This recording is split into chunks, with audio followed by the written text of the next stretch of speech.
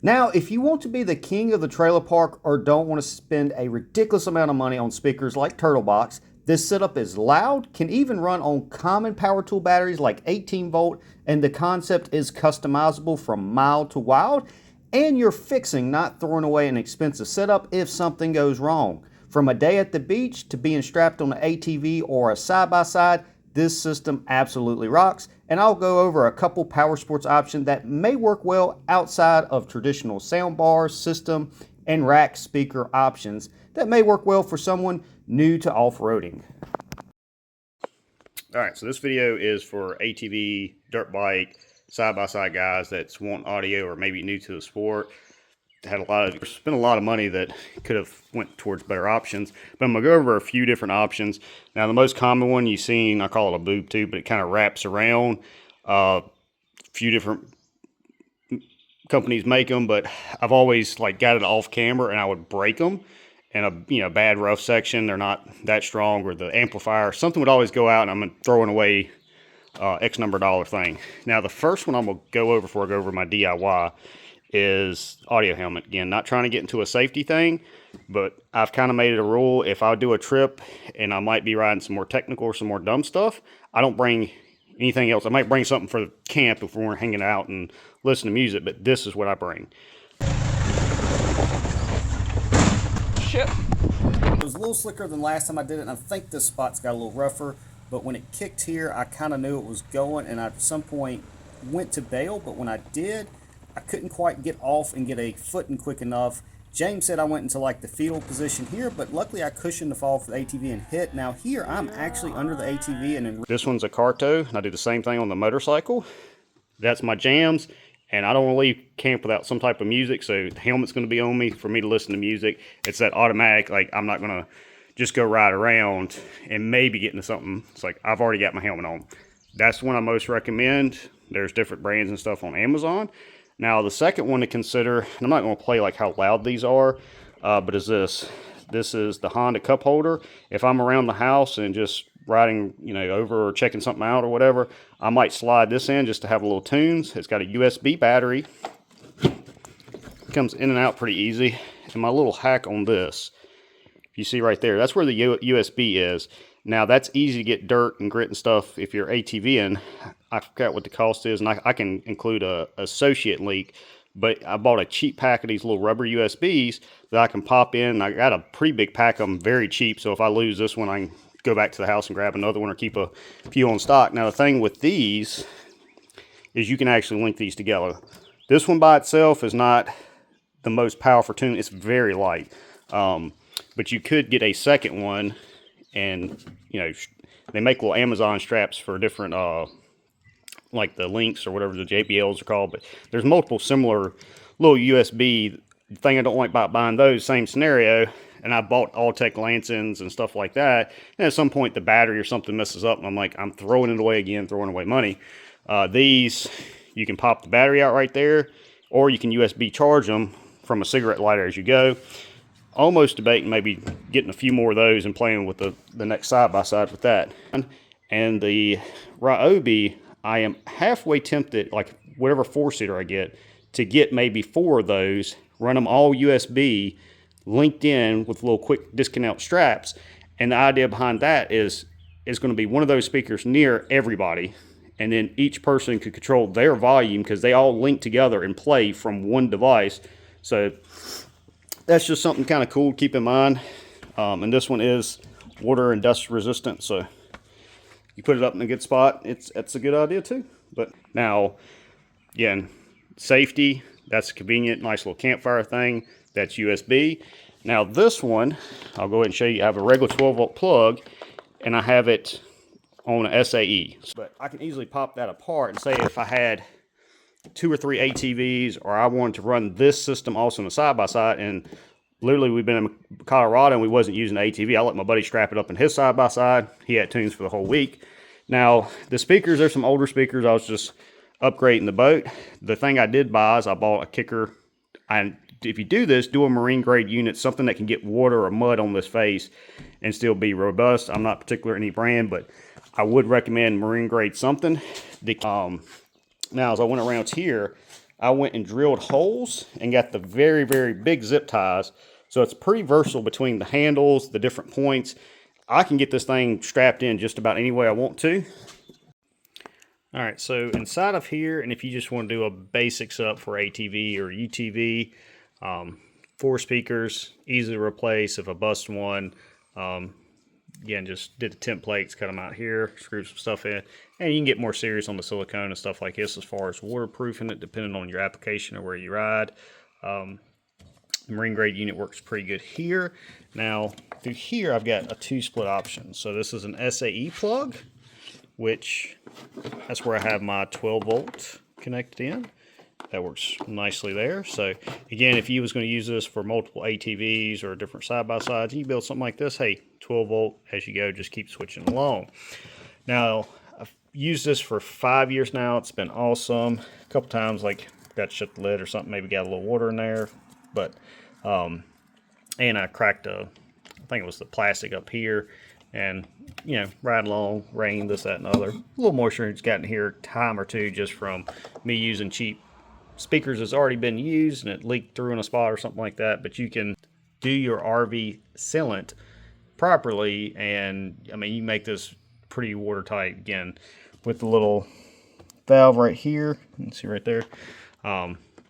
These boxes are waterproof, so as long as you keep everything up to whatever standard. I have spent a bunch of time, this has stayed outside, raining, busco, going through water crossings, everything else. Now,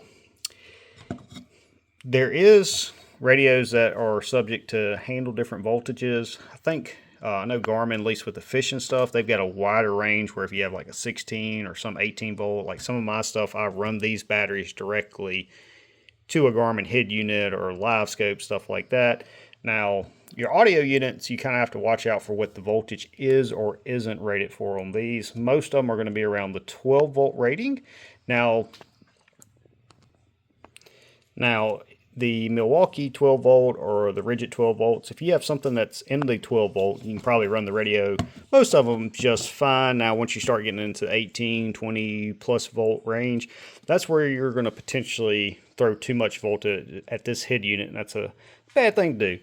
Now, you notice I have another plug here that I can pop out here, so I can run it off 18 volts, and I'll explain that setup here in a second. I can run it off 12 volt. So I have a lot of different options depending on how I want to power this unit, whether it's batteried or plug it into something.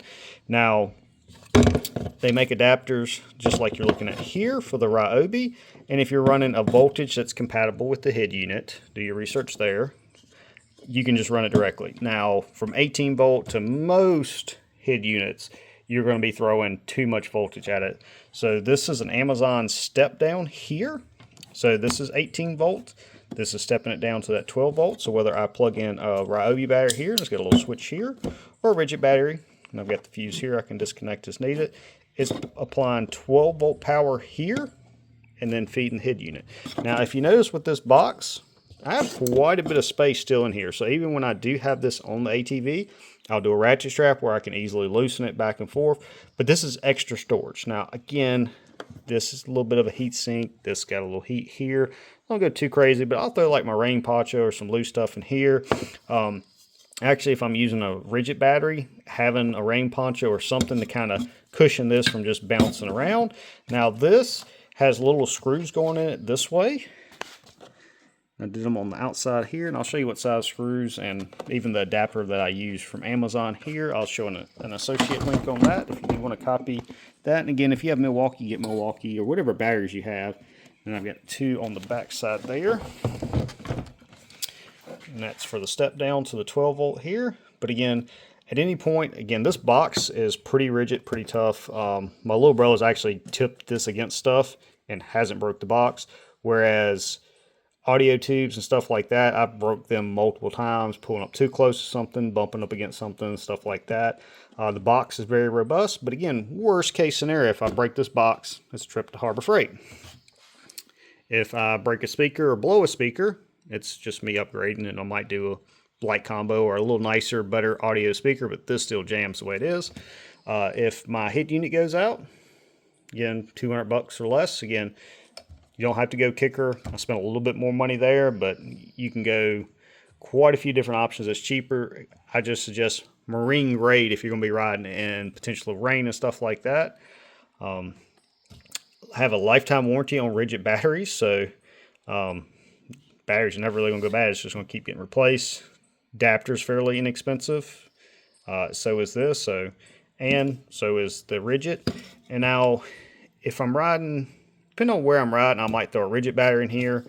I might throw a Ryobi battery, or again, I can just do 12 volt. But the Ryobi batteries are a little bit cheaper, so if this was going to be more in a destructive environment or something like that. Now, a nice thing I do like about the rigid, I'll show you right here. Like, that's locked in, so even if you go up to like a 12 amp hour battery, if you copy this and you've got 6 spots securing this right here, you're just fine. So, and plenty loud, like and you've got room. That's another thing I've debated doing. You could potentially come off to the side and add a tweeter. There's different size boxes. The concept's kind of the same, but it's like, what size box do you need? How many speakers do you need? How loud are you trying to be? But you could go a bigger box depending on your setup and get pretty wild. But this is still good enough. You could carry it down to the beach and absolutely jam, and throw it on an ATV. Have plenty of sound. I've had a bunch of people ask me questions about this, just seeing it out about and surprised at how loud it is. And even if you had a side-by-side or something, again, if you have a way to strap this in, that's a pretty good audio solution. But again, not that expensive. Every component is replaceable or upgradable as I go. And same thing like buying other audio systems. If the battery goes dead like it has on 2 of my Alltech Lansons, I'm kind of in a spot trying to change it or can't find it or it's not an easy replacement. These I can swap on the go. If the unit itself goes bad, if the speakers go bad, I'm not throwing away an expensive item. I'm just, hey, I'm upgrading the speakers next week if this goes. But again, 5-6 years owning this right now after buying the boat. And again, these are freebies to me because I just wanted to upgrade the boat speakers, something a little bit nicer anyway. All right, so on this setup, right at 3 feet, I'm not going to hold it directly against that, but you'll see the max.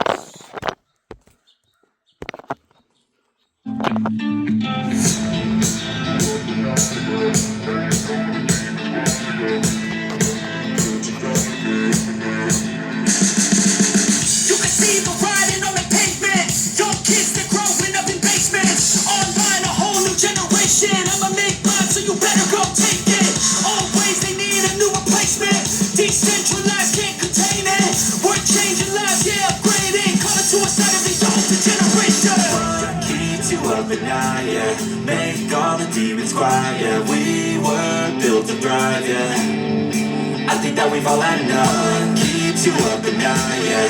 Make all the demons quiet, yeah. We were built to thrive, yeah.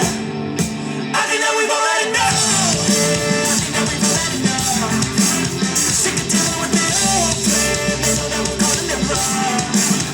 You got me like, oh, yeah. I think that we've all had enough. Sick of dealing with the old plan.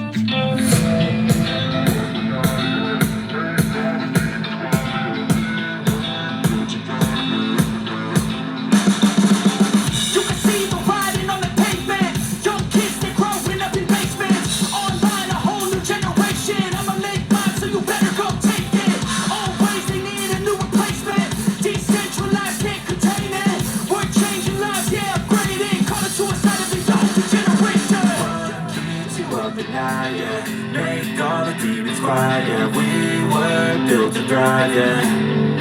I think that we've all had enough. Keeps you up at night, yeah.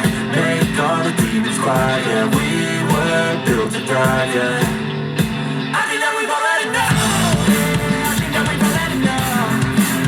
Sick of dealing with the old plan. They know that we're calling it wrong. You got me like, oh, yeah. I think that we've all had enough. Sick of dealing with the old plan. They know that we're calling it wrong. Too late to try to go contain it. A generation. Again, it's hard to pick it up on the phone. This jams decent bit harder, which got that right there. This one and the other one, I can stand right in front of and be wide open. You can hear it if you're, riding or doing something like that. Now, This one I don't like to stand in front of because it's probably not good for your audio. But we're going to do the same test here in a second. 36. This one seems to jump so quick when I first turn it on. Go ahead and hit play. Is that tricky Z-turn?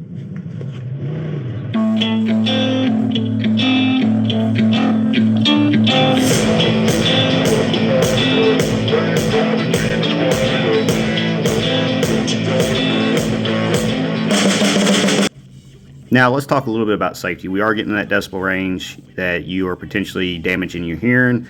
I felt like I should probably have had headphones on. It did not feel that good for these short tests. I did some additional testing with headphones. Now I did the same song that is on one of my YouTubes for all 3 sections there to have a fair comparison. And I'm sure companies, when they test their decibel rating, they pick the best song to get the best decibel rating, this, that, and the other. And I did go back and do some testing. And with the right song, you could potentially break that 120. So again, I'm sure any of the audio boxes, they're going to use the best song. They're going to use their best sources to get that decibel rating for those good advertising numbers. But this is as loud as you want directly on you. All right, so every time I've done the test, it's jumped up between 115 point something to 118. Even when we hit the louder point, it don't go up. But I can tell you right now, that one I almost need headphones on to do this test. That one I can stand right in front of. What do you think, McKenna? Is it loud enough? Yeah, I have my ears. Alright, so the one thing that also, so I'm going to have a suggestion, ATV, dirt bike, or motorcycle guys, is phone mounts. I used to buy a cheap Amazon one, especially for the dirt bikes. If I dropped them, it wasn't too easy for me, you know, it's very expensive for me to replace it. This one's actually broke right here. You just toss that in the trash. Then the RAM mount came out with this. And it worked pretty good holding the phone. It was pretty robust, but it wasn't easy to do it with one hand. Now there's 2. I don't have one of the 2. Quad lock makes one that's pretty good. On that one, you've probably seen you take and twist, and it locks the phone in. My brother-in-law likes that on his Harley. It does pretty well. Now the RAM mount, this is the XL, so if you got your bigger iPhones or Androids, but that's how easy that one is. But again, if I'm going down the road and it starts to rain and we're just getting on my touchscreen, it's easy for me to take it off, throw it back in my pocket, or throw it back up there, see my navigation and stuff going down the road. But that's something else that's kind of a game changer. A couple little tricks you can do is like take a gallon-sized Ziploc bag and stick over it. I've done that before on a rainy day, and then pull it back off, do your navigation. You know, most phones are waterproof, but sometimes just being able to keep the water off the screen to navigate or go in and zoom, you know, go underneath the Ziploc bag, zoom, do what you need to for navigation. But just a little idea if you're getting into that. That can be a game changer. Plus, with this, you've got your RAM mount, you got your bar mount here. So if I'm doing a ride and I don't need that, that's another point. I can twist and put a GoPro right there. Or just gives you options to kind of accessorize or do some stuff, the more clamps and stuff you got. But they do help out. Hopefully that gives you some good ideas for audio and phone support. Now don't forget, the box can be as mild or as wild as you want it, with a smaller box and one speaker, or go bigger than I did. I'm going to include links to the products used and similar products to consider, like if you have a Milwaukee battery or a few budget options for head units. Now if you found this video helpful and want to build your own, anything purchased through the Amazon affiliate links helps the channel and doesn't cost you any more. Links for anything else is me giving you an easy grocery list to build your own setup and purchase however is easiest for you. If I list a Harbor Freight item, I'm not affiliated with in any way. Purchase however you want to. I'm just making parts used for the build easy to find for you. And if you found this video helpful, please like, share, and subscribe. And until the next adventure, hope you have a good one.